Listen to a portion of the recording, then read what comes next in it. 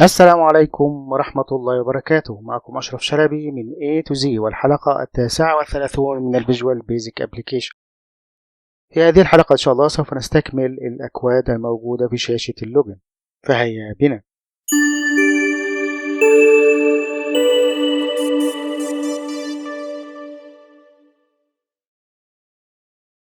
في الحلقة السابقة نحن تحدثنا عن الكودين على اليوزر فورم: الانيشيالايز بداية تشغيل الشاشة لأول مرة، وكود الكويري كلوز لإغلاق علامة الإكس وعدم تنفيذ الإغلاق من هذا الزر. الآن سوف أكمل معكم بقية الأكواد لنرى الكود الموجود على التكست باس. هذا هو التكست بوكس والمسمى بالتكست باس، والذي يوضع فيه الباسورد. الكود الموجود على أداة التكست هو عبارة عن كود لربط مفتاح الإنتر، بحيث أنه عند الضغط على مفتاح الإنتر في لوحة المفاتيح كأننا قمنا بتنفيذ حدث الكليك على اللوجن.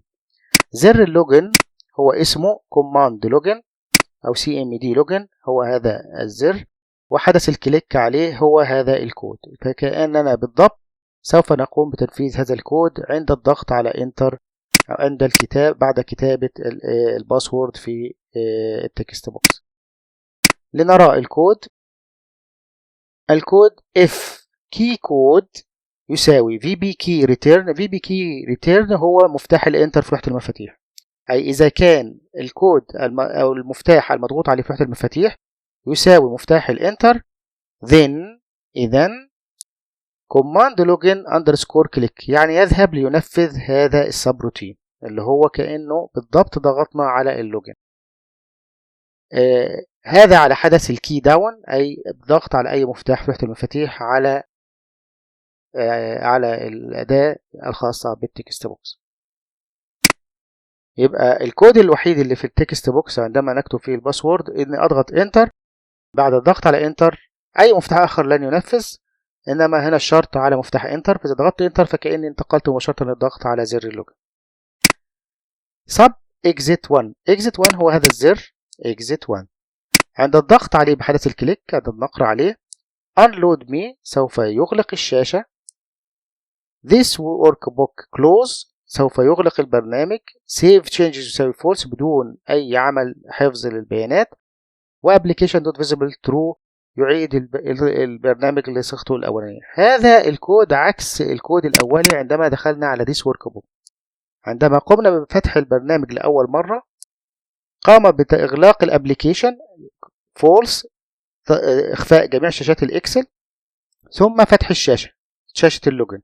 هنا العكس، سيقوم بإغلاق الشاشة هذه وإعادة أي شيء خاص بالإكسل للفتح كشكل مبدئي، لكن سوف يقوم بإغلاق البرنامج بدون حفظ أي بيانات. command clear وهذا الزر، واحنا قمنا بشرحه في الحلقة السابقة. نأتي الآن إلى الكود الرئيسي وهو زر اللوجن. ماذا سيحدث عند النقر على زر اللوجن؟ dim I as integer وباس as string متغيرين. unbrew كما قلنا سيقوم بفك الحماية على شيت الداتا، وفي النهاية سيقوم برو بإغلاقها مرة أخرى. لنرى ماذا سيقوم بتنفيذه. if command id.value، command id هو الكومبو بوكس. إذا كانت القيمة في الكومبو بوكس تساوي لا شيء، يعني لم يتم اختيار اسم أو لم يتم كتابة اسم، then exit sub سوف يخرج ولا يتم تنفيذ أي شيء.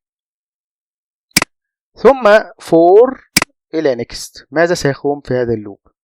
هذا اللوب يتحدث عن إذا كان هناك اسم تم تخزينه مثل سامي، أعطيته سماحية بأن يقوم بالعمل على هذا البرنامج، ولكن لا يوجد له باسورد، أي أن هذا الشخص تم إضافة اسمه للعمل على البرنامج ولكن لم يقم بالتنفيذ أو بالعمل على البرنامج حتى الآن. أول مرة سيدخل على البرنامج سيجد اسمه ولكن لن يكون هناك باسورد لأنه سيقوم بإدخال الباسورد.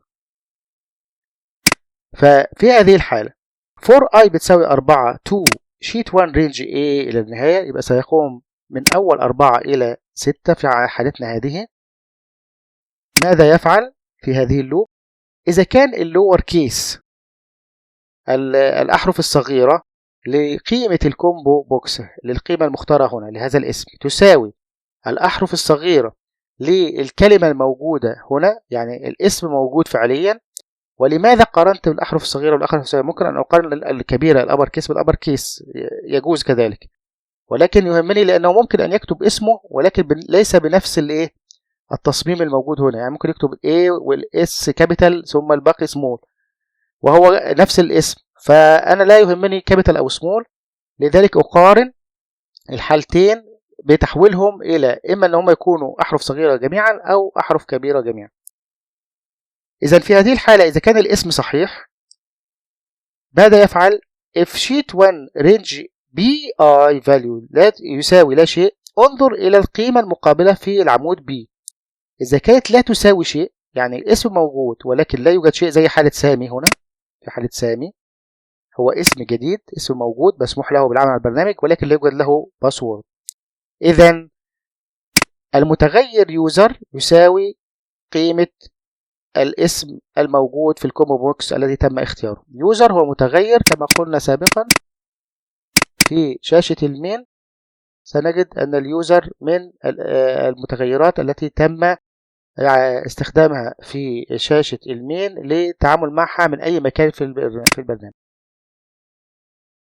إذن متغير يوزر سيساوي قيمة الكومبو بوكس unload me اخفيني أو عدم تحميل لي، ونيو باس دوت شو أظهر شاشة النيو باس. يبقى سمح له، هو يتأكد أنه شخص جديد ولكن لم يدخل قبل ذلك وليس له باسورد، فيسمح له بعمل باسورد فيفتح له شاشة النيو باسورد. اكزت سب ويخرج من البرنامج. يبقى هذه أول كيس. إذا لم يحدث أن تحقق هذا الشرط، وجد أمامه باسورد أو لم يجده هنا نهائيا، إذا لن يتحقق هذا الكود. سينتقل إلى السطر اللي بعده. ماذا بعد ذلك؟ اليوزر يساوي، إذا أنا كتبت اسم وكتبت باسورد، اليوزر يساوي قيمة الكومبو بوكس باس متغير يساوي قيمة الباسورد اللي هنا، ثم يتحقق منهما for next. سوف يتحقق ابتداء من 4 وإلى النهاية. إذا كان اللور كيس يساوي اللور كيس، إذا كان الاسم هو نفس الاسم، and يبقى لازم يتحقق الشرطين. and الباس اللي هو الكلمة الباسورد اللي كتبت في التكست تساوي القيمة الموجودة في البي المقابلة للاسم. إذا لو كانت الباسورد هي نفس الباسورد، ماذا يفعل؟ unload me يعني قم بإغلاقي، وستارت دوت شو سوف يقوم بإظهار شاشة الستارت، وهي هذه التي تدخله على البرنامج. إذا في الحالة الثانية أن يكون اليوزر نيم والباسورد صحيحين وموجودين هنا. ماذا إذا أدخل يوزر نيم خطأ أو باسورد خطأ ولم يكن هناك يوزر نيم موجود وليس له باسورد؟ سوف يذهب إلى الحالة التالية. if L أصغر من 3، L هو متغير أيضا هو موجود في المتغيرات البابليك وهو متغير integer، فنحن لا بنعطي أي قيمة للL. إذا ال طبيعي ستكون قيمته بصفر. إذا الحالة الطبيعية هي هذه الحالة، سوف تتحقق هذا الشرط مباشرة في أول مرة. الهدف أصغر من 3 إن أنا أريده أنه عندما يصل إلى 3 بعد 3 مرات من المحاولة الخطأ سوف يغلق البرنامج. if L أصغر من 3 وهي ده الواقع فعليا في البداية، message box invalid login credential please try again invalid login details. يبقى هو أدخل بيانات خطأ ويضيف على ال 1 فتصبح ال ب2 بصفر زائد 1 تصبح ب1 ثم بعد ذلك ب2 ثم بعد ذلك ب3. else if else يعني في حالة أنه تكرر أدخل بيانات 3 مرات خطأ، فبالحالة دي ال ستأخذ قيمة 3، وفي الحالة دي عندما يأتي إلى هنا لن يتحقق الشرط فيذهب إلى else. ماذا سيفعل بعد 3 مرات؟ سيخبره you have exceeded the maximum number of login attempts. لقد تعديت عدد محاولات الإدخال. unload me سوف يغلق الشاشة this workbook close وsave changes سوف يغلق البرنامج بدون الحفظ ويعيد الوضع الطبيعي إليه.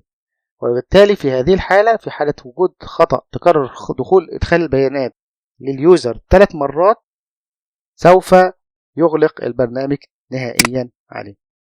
تبقى عندنا كود على الشينج باسورد اللي هو هذا الزر أو هذه الرسمة change باس. هذه صورة اسمها change باس. حدث الكليك عليها. إذا حدث الكليك عليها فماذا يفعل؟ إذا اخترت اسم هنا ثم ضغطت كليك، ماذا سيفعل؟ اليوزر يساوي سوف يأخذ البيان أو قيمة الاسم الموجود هنا ويضعه في اليوزر. for i من 4 إلى النهاية سوف يبحث من أول 4 إلى النهاية في عمود ال A. إذا كان الاسم يساوي موجود اللور كيس يبقى سوف يقارن الاسم بالأسماء التي هنا.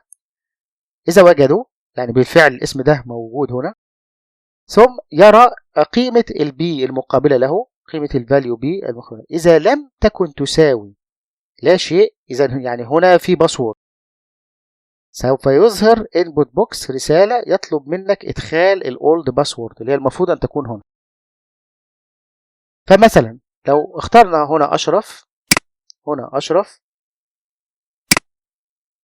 فسيبحث عن أشرف، هل هي موجودة؟ نعم وجد أشرف. سينظر في مقابل أشرف، فإذا وجد قيمة إذن سيسألك أدخل الأولد باسورد، ثم تدخل الباسورد كتابتها في الانبوت بوكس.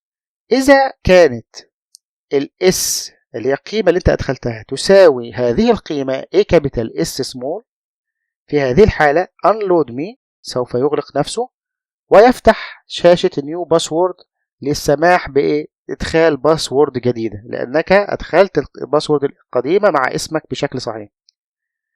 ما خلاف ذلك يعني لم يكن مطابق، فإنه سيكتب word أو سيظهر لك رسالة wrong old password، إنك أدخلت الباسورد القديمة بشكل خطأ. هو يعلم إن اسمك موجود لكن الباسورد اللي أنت أدخلتها خطأ.